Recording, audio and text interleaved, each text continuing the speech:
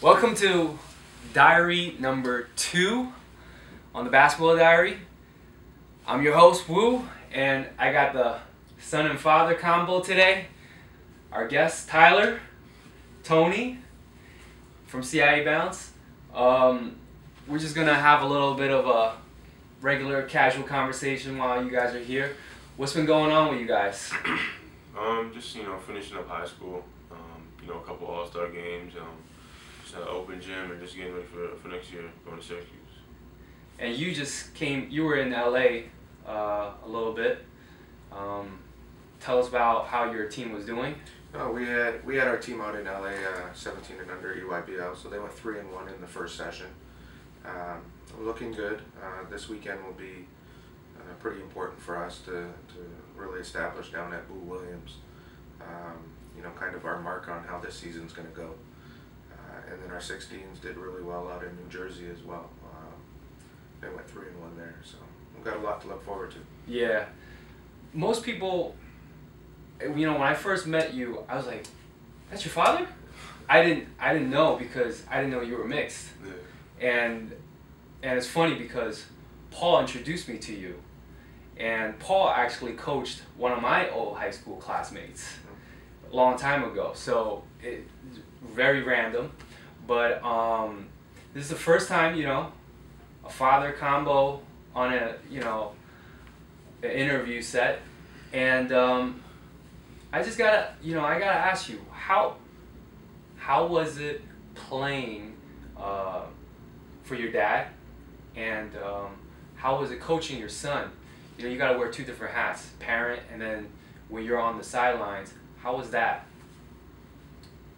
Yeah, well, playing for my dad wasn't as hard. I know a lot of people, struggle playing for their dad just because they're hard on them, and after the game it's still a coach. But my dad told us growing up he's going to be the hardest on us. So I watched my brother Dylan grow up, my brother Brandon grow up playing up for him. So I knew how hard he was on them. So I knew when it was my time to come up, I was going to have to take a lot of heat, especially being the point guard.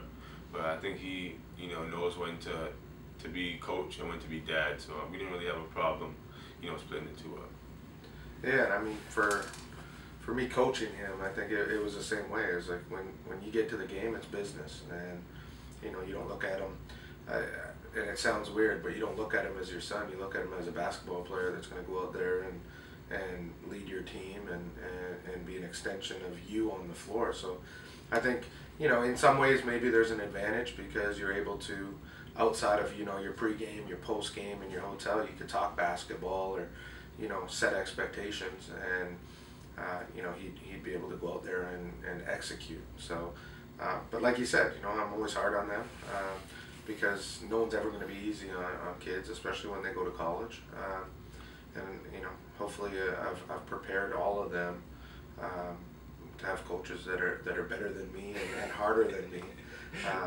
But it's been fun, and like Tyler said, is you got to know when to turn it off, and you get back to the hotel, you go for dinner, and that's the hardest part about coaching your kid is when to turn it on and when to turn it off, and because it's really easy to carry over things that happen in games into the dinner table or on the phone or in the hotel and still be upset. And as coaches, it takes a little bit longer to get over things. Players tend to move on a little bit easier. So you just got to really watch it, and I ask myself a lot, is this something that did I do the right thing in coaching them? And I didn't coach him all the way up, to be honest. There's a lot of credit to be given to a lot of other people that coached him, from when he was little all the way up.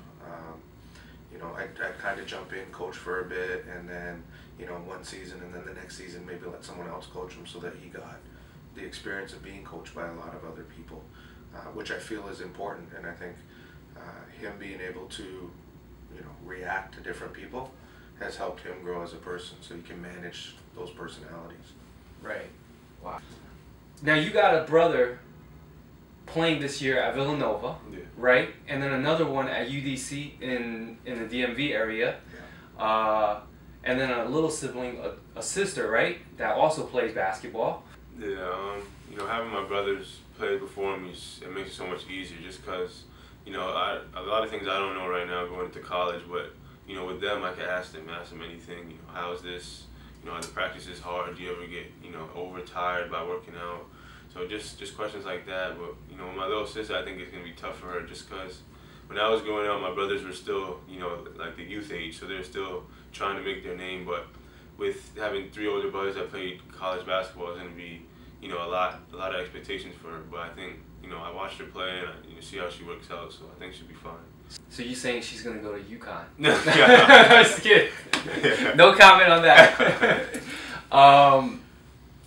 Now, your last 2 games, I seen you plenty of times.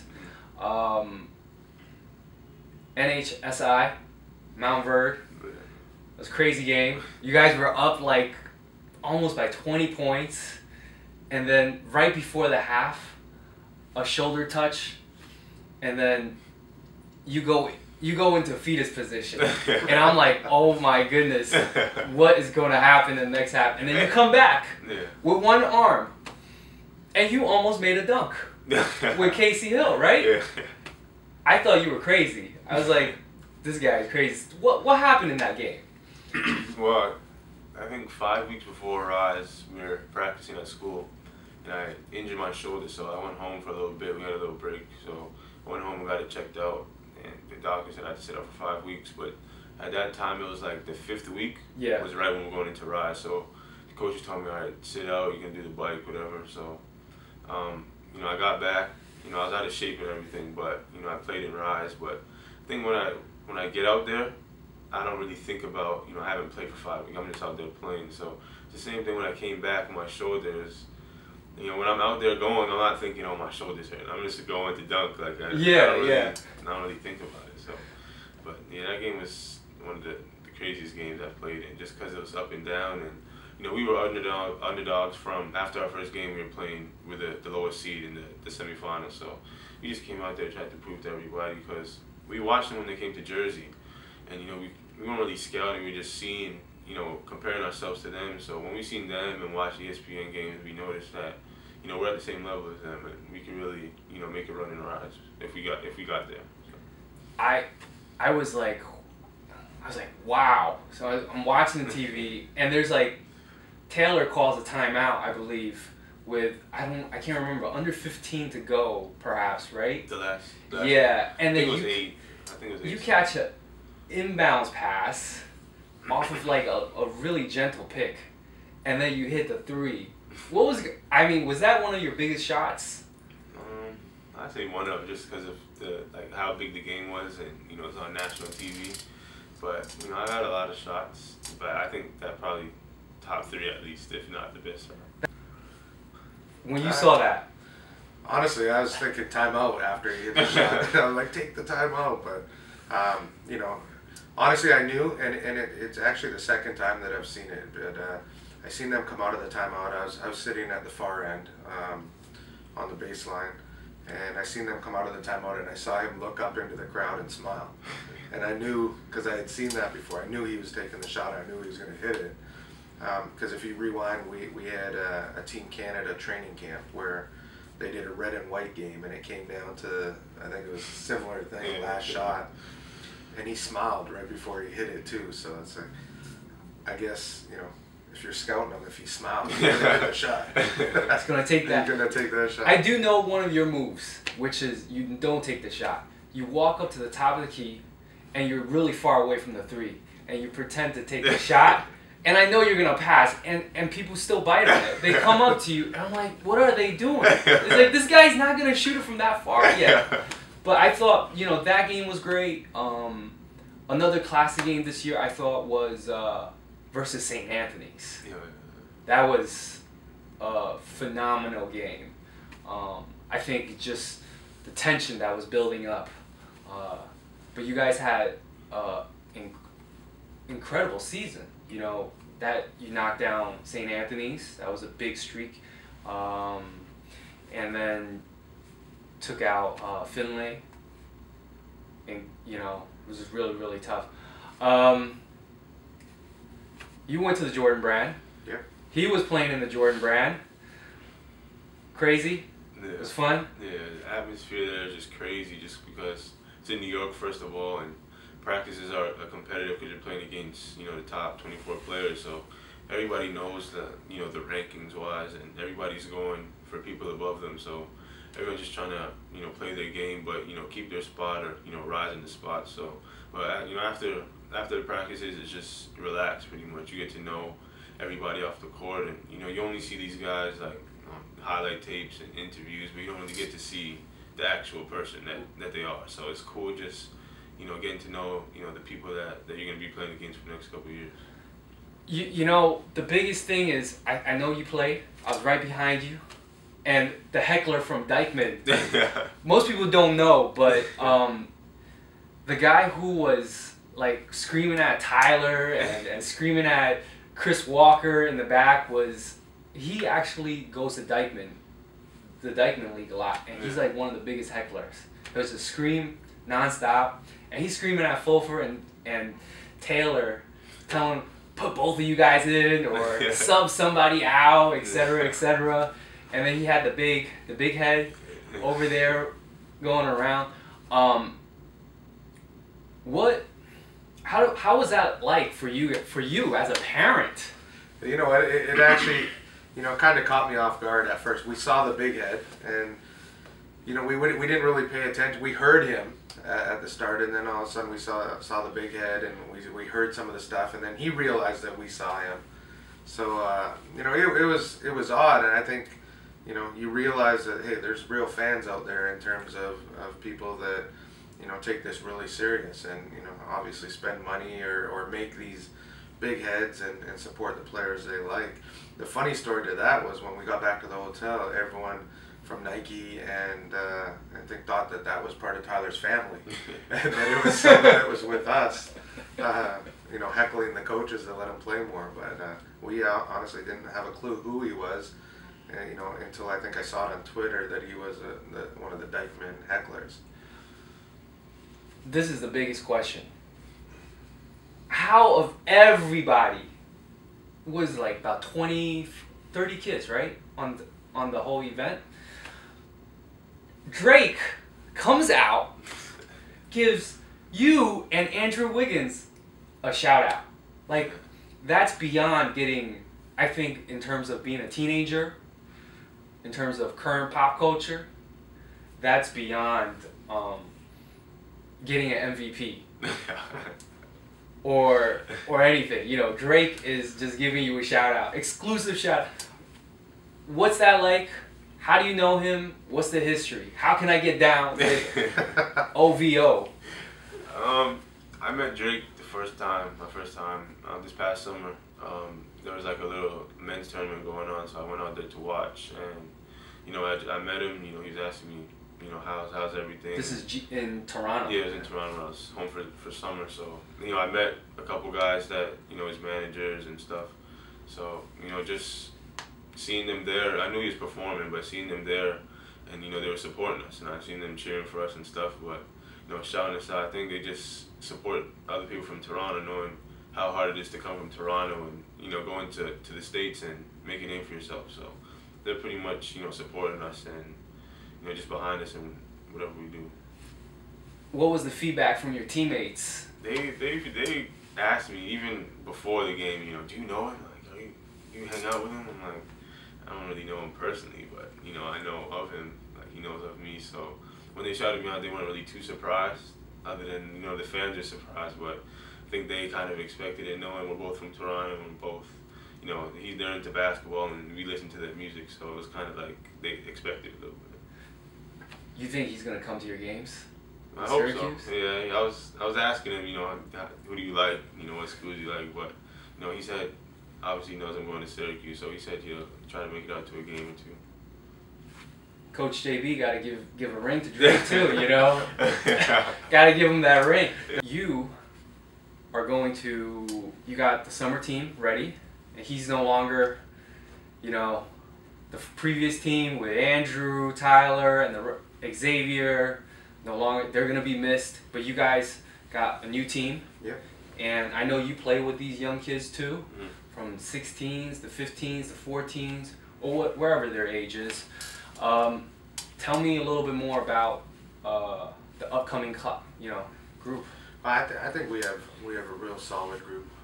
Again, I mean, when you look at our program right now, we're good all the way down into the middle of elementary school with really strong players and coaches. So for us, I mean, our 17s this year, obviously with Chris Agee coming back, this is kind of his second full season playing 17s, and he's still got one more season after this. So he's a veteran there, and Kevin Szabo, who's really in the same boat. 2 years ago played with Anthony Bennett and those guys, and then last year played with Tyler and us for a little bit, and this year it's really looking like his team. And Tanvir Buller's under the same thing, is was there for a full season last year and back again this year. So we got a lot of returning guys. Once everyone's really healthy and back on the court, we solidified a lot of talent at the 17 and under. And at our 16s, there's a lot of guys that really should be playing up at 17 that are definitely good enough. So for us, it's exciting that we have the ability to have such strong players at 16s that should be playing 17s, because it gives us a lot to look forward to next year as well. Yeah, I've seen Szabo play at Brewster. Yeah, he played pretty well this year. Yeah. And Tanvir, he's 35, right? 35 years old. He's actually still one of the youngest kids there. So I saw him at Huntington Prep one time, and I'm like, this guy is the tallest Asian dude ever. Holy cow! Yeah, so we're pretty good. I mean, Tyler's got a chance to play with almost all of them and work out with all of them. So I mean, give me 3 favorite upcoming players from the CIA Bounce to look out for. Tell the coaches out there, who you need to be recruiting, phone calling, and really, need to the gym. I think one of the hottest guys right now is Jamal Murray, just because he played in the international game at the Jordan Classic and got MVP. So I worked out with him before a couple months back, and I seen how good he was. Like, he played with us open gym, but open gym's a lot different than actual games. So I kind of wanted to see him keep getting better and see him play his own age a little bit too, because he was playing against me and Anthony and those guys. So seeing him play his own age just shows you how much how much better he is than people his age. And this summer he's actually playing up with 16. So I think he has a lot to look forward to. But the 17's Terrell. I think he's really Terrell Green. He played at St. Benedict. Yes. I think he's gotten a lot better over the years. Just playing against Mike Young and Denzel. Every day is gonna make him better, just like that. But I think his confidence is up, man. He just transitioned into a scorer. He's usually a big man just because of his size. Yeah, right. But right now he's playing the 3 and shooting the ball real well. So. Yeah, he was really shooting the ball very well at the later part of the season. And what about one more player? One more. Jalen or Tucky. Yeah, I would talk about Szabo, but Szabo kind of established himself. Yeah. Jalen Poise, I've seen him play over this past weekend as well. I think he has a lot of potential as well. He goes to Finley Prep, and he's like a combo point guard. He score a lot, but he has size. He's like 6'3" already. He's athletic, so I think over the next year, playing at Finley and playing against the top teams, he's gonna really shine and get a lot better for his last year of AAU. Teki is part of your team as well, right? What age group is he in right now? He's playing 16s with us too. He's one that really, could go up and play 17s. I think all the guys that Tyler mentioned really could kind of go back and forth. I think even Jamal Murray could add some flavor up at 17s, and he's still 15s. Okay. So I mean, Teki's outstanding. I mean, I think he's got a great body. He's tested. He's played Andrew Wiggins every single day. Yeah. Xavier every day in practice, and he's highly ranked in the rankings right now, and he's gonna have an outstanding summer. And really, I think this is his time to blow up. Yeah, most people don't know it. We're talking about Monte Gil Caesar. I've seen him a few times, Huntington Prep games out in North Carolina, and also in Washington D.C. And I was like, wow, this kid. So this is his year, going into the fall as well, not just this summer. Yeah, I mean, I think he really takes over the reins at Huntington Prep next year. You know, that becomes his team, and they'll build around him. I think it's a good player to build around. Yeah, very, very good. I ran into Rob at Pittsburgh, and he's got this big grin going on, ready for this next season, and hopefully they might get into NHSI perhaps. I mean, we're hoping. It would have been nice to have had them in there this year, because it would have been, almost every team that was in there would have had someone on our from our program, or it would have been great for us to, every game that everyone steps in, they're playing someone else that they grew up with or played with. So it's fun for us to watch. Going forward, you got a couple of decisions to make. Obviously, you're going to graduate very soon, and you're going to either go to summer school or team train with Team Canada. Yeah. And how's that going to plan out with the schedule and etc.? Yeah, I played last year with Team Canada. We went to Brazil. We took bronze home. But this summer it's the Worlds, so it's a larger group of competition that we're playing. But I talked to my coach at Syracuse and the Team Canada coach, so I think they're going to work it out, depending on the dates and stuff like that. But last year training with Team Canada was great. They have the best facilities in Canada. They have the best trainers, and they have pro coaches. Like Jay Triano's the head coach of the men's, and you have some of the top Canadian university coaches, coaching you, and it's different because they hear about you, but I never played for any of them. So just learning from different people is always good, because they always see something that someone else hasn't seen. So maybe they'll see something that my coach at St. Benedict's haven't seen, and just help me get better. What are you gonna perhaps study, or just go in undecided at Syracuse? As of right now, I'm undecided, but I think I'm gonna look. I've been looking into it the past couple months with my guidance counselor. You won't disclose the classes you're going to because you don't want people to be in your class. Oh my God, Tyler, can I get an autograph? That's cool, and it's going to be pretty exciting because you're going to be only about 4 hours away from where he is, so it's a very close trip. And also, if you get called up to go over their practice, it's not that far of a trip, right? So you can always come back down. That's pretty exciting. Yeah, I mean, for us, that was obviously part of the decision-making process, and that's something we look at with all of our kids. If it's important to have their families at games, and distance is important, and cost of travel is important. So we took all that into account, and I think it helped that was kind of a school growing up that he loved as well. But I think Tyler would be the first one to tell you, is like he tried to take that out of his mind during the recruiting process, to say, let me be open to everything. But then the situation was right there. So for us, I mean, it's great. 4 hours. I could leave after work, make it to a game, and be home by 1.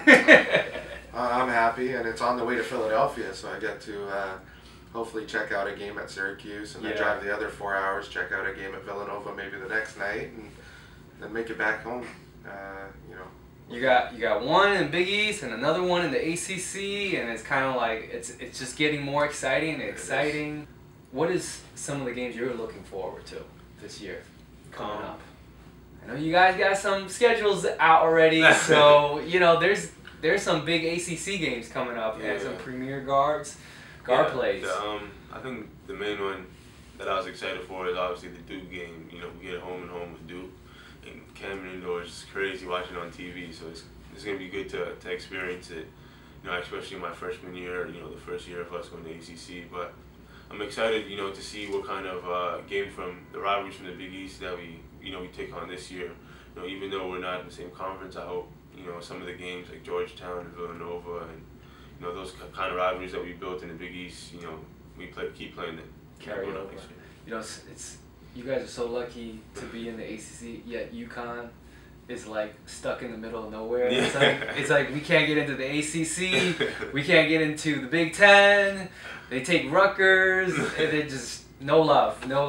I was hoping one of you guys would come to UConn, you or Xavier. I was like, we need something happening. Hopefully next year or the year after it'll come along. Mike Young is going to be over there as well, right? Yeah, there's a lot of guys you know, in the ACC that I'm going to play that I played with Mike Young going to Pittsburgh. I think he's going to play a lot, you know, with Steven Adams leaving. Yeah. But Xavier at Florida State, that's another game I'm looking forward to. You know, he was actually talking to me the other day. He was hoping that we played in the Dome just because everyone wants to play in the Dome, but we play them at Florida State. So okay. Yeah, it's going to be a good game. How many are you going to drop on Xavier? No. I just hope we win. I'm just fishing. I'm just fishing for trash talk. You going forward, you have also, you know, we talked about some players already, but you also have a girls team. Tell us a little bit about the team. Well, I mean, we're starting up a girls program, and what we're trying to do is really just duplicate what we did on the guys side, was start out small, 1 or 2 teams, and then you know, midway through this year, we forged a solid relationship with a team out of our hometown as well, which has a large girls program. So we're kind of brought those 2 entities together now, and combined there's probably about 14 teams, all the way from young to the oldest. So from, you know, all the way down, I think it's 7 and under, all the way up to 17 and under. We have a team at each age. So for us, it's exciting. I mean, obviously, you know, there's several coaches in our program that have daughters that play as well at various ages. So again, we're just trying to follow the model that's been successful for us and has gotten you know, all these guys scholarships, and we want to do the same on the girls side and try to just really represent you know, Toronto and Canada basketball all the way around, not just on the guys side. It's kind of is it still untapped in terms of the coaching, you know, unearthing recruiting over there for girls basketball? I mean, you know what? There's a couple guys out there that have started programs or that have programs that are doing the same thing. But I think where it is it hasn't solidified itself like the guys side, where you have, you know, a definite program that's well defined in one program, where college coaches say, hey, if you need players, go to that program, and that's right. What we're trying to do on the girls side, is kind of solidify that and kind of just take over, you know, the basketball scene on the girls side in Toronto. Your daughter plays. What age group is she in right now? She's 14 and under. Okay. 15. She plays 15 and under. But she, you know, I think she's gonna be good. Like Tyler said, there's a lot of expectations on her, and I actually have another daughter that even plays, and so she plays. She's 8 and under, but they played 9 and 10 this year. Wow. So, yeah, I mean, for me, it's something where, again, a lot of other people coach and help out, and whenever I'm available, I jump in there and do whatever I can, and you know, whether it be, you know, help them shoot or you know, strength and conditioning, you know, I'll jump in. We all do that as a part of our program. It's, you know, we don't have these funnels or silos where it's like, that's my team, don't touch it, don't compare it. So everyone helps everybody, and everyone can add to what each other's doing. How is it, you know, now Mike George is gone, he's officially an NBA agent. How is it now for you in terms of running CIA Bounce overall? I mean, is there more work or a little bit less? Well, I would say the easiest way to define it is I'm doing the same things. I'd say it's more work, just because Mike and I were really on the same page, and you know, we talk every day to make sure that, you know, the direction we were going, or you know, the people we were talking to in terms of the parents or players, that everything was handled. And now it's obviously, when you cut that in half and say, okay, well, you got to take the other half now, it's more work. But again, in our program, you know, we need guys to step up, and everyone kind of starts to fill in another role in terms of, you know, if this is something that you really love doing, then you're going to take on little bits more here and there. And for us, you know, losing Mike, you know, it obviously hurts in terms of, this is something that we started because we love this, because you know, we put our heart and soul into it, and we believe that kids needed this to keep them out of trouble, and give them an opportunity to get scholarships. And it's hard when you lose someone that was doing it for all the right reasons, and then trying to fill him in with other people. They see that there's, you the potential, and they see how much we've done, so they're willing to start to extend themselves, which is great. So everyone's kind of picking up the pieces. Wow. I mean, it has been pretty incredible. Like, you guys are one of the hottest teams in the circuit, and not just in the circuit, but in the nation. CIA Bounce. For all the young kids that are watching this, being the only international team, right? Yeah. Only international team from Canada to play in the U.S. In a really tough league in the summertime. What's that like? It's exciting, because not only are you traveling, to different places in the country, to play these games. You're playing, the top players in each class, pretty much, because they're like Tyus Jones is playing up. There's people Julius in my class, a top player, they're playing against. So it's just exciting to go against the best players, and to have one of the top teams, in the whole EYBL is great. Just to show you, how much talent Canada has, and how we've come together, because we have, the way our team was last year, we had some players in Jersey and some players in West Virginia, some players were at home, so we didn't really get the chance to practice. So it's pretty much us coming together, and the hotel, and and when we're eating and stuff, just to become a team, pretty much. And we did that in the first couple of tournaments.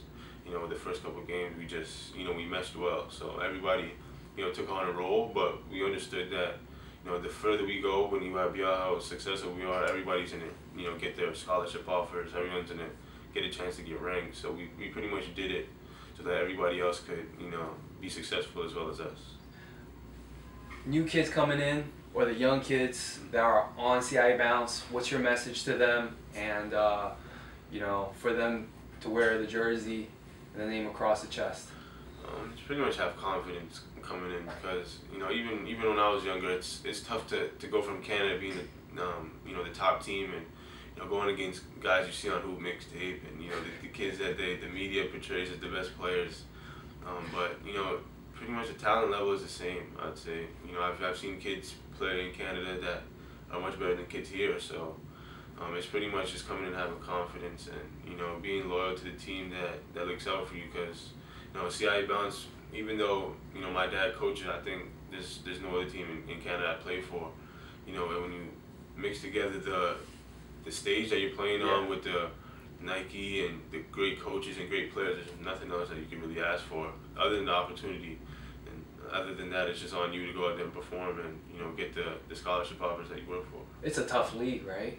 Absolutely. You only got like 40 premium teams, and then there's like the bottom ones get dropped, I believe, at the end of the year, and then a new team comes in, and it's kind of. And we're seeing a lot of, honestly, there's no better league, and I think the coaching in that league is outstanding. I think it's not your stereotypical AAU type of tournament where in the past they say throw the ball out and let guys do what they want. And, you got some really good coaches in there with really good teams, and kids out there executing, which is what I think the college coaches love, is the fact that they get to see the kids more than just going up and down at one speed. Is they're running stuff, they're learning stuff, and they can see their understanding and their level of competency in basketball. It's a pretty tough league, and I think it's just getting better and better. Absolutely. And it just fosters good competition. Anytime that happens. So I mean, this is pretty much it. I'm gonna miss you. Won't be able to film you at St. Benedict anymore. So Briscoe's gonna be taking the helms. Yeah. And hopefully he'll do as much as you did, and Gatorade Player of the Year, huh? Junior year, Gatorade Player of the Year. You beat out Kyle Anderson on that one. That was a tough competition. That was a really tough competition. Got a lot of hardwares for throughout your high school years. I'm sure it's like the size of this entire room or floor, right? And that's pretty much it. Thank you for gracing your presence over here. I will see you guys soon. All right. Thank you. Catch you again.